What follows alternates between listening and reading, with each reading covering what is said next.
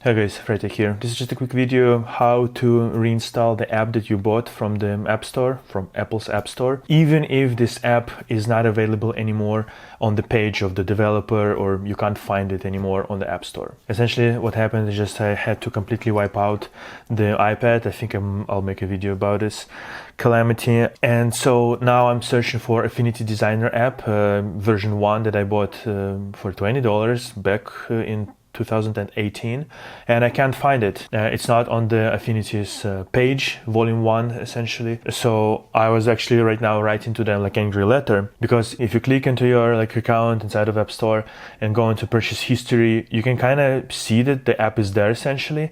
I will include everything on the screen right now. Unfortunately, the selection is pretty shit. Like you can't just select for all time, like essentially show you like all of the purchases, but you can see that the app is right here.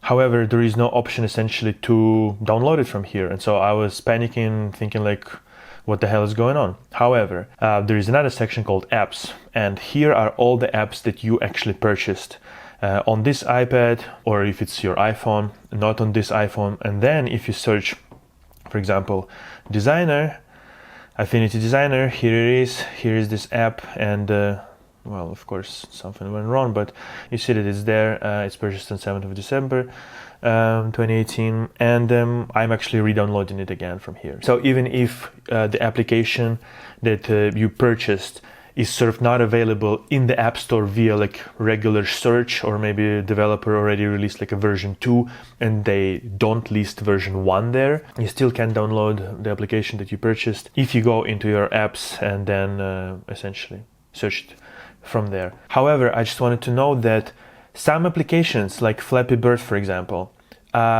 it's unavailable for download because the download button is actually grayed out.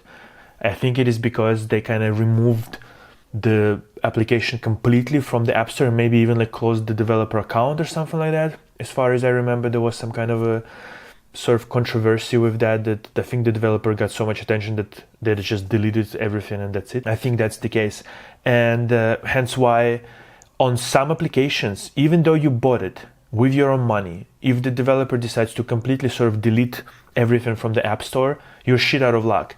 That's why I think iPad will, or iPhone for that matter, will never ever ever replace like a proper, like a MacBook, like a proper computer. Because obviously if you don't have that, .app file essentially, you're shit out of luck, completely shit out of luck. If the developer actually like closes the account, deletes all of the applications from the App Store essentially, even if you purchased it, doesn't matter. Apple doesn't allow you essentially to re-download stuff when it's like completely gone. So that's kind of a big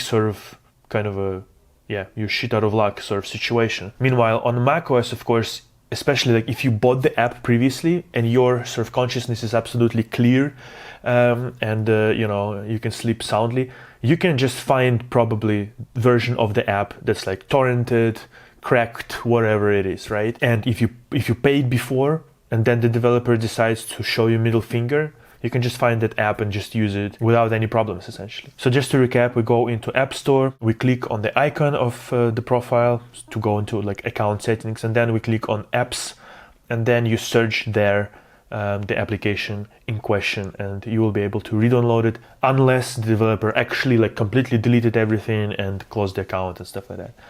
So yeah, I hope it helps someone out there, because I literally just had this sort of little panic thing. Like I'm saying, I even like messaged to Affinity and stuff like that, because I was like, what the fuck is this garbage? But no, the app is still available to download, and so yeah, you should be able to do that as well. Anyway, subscribe for more Frytech help videos, tips and tricks, that kind of stuff, and I'll see you in the next one. Take care, bye bye.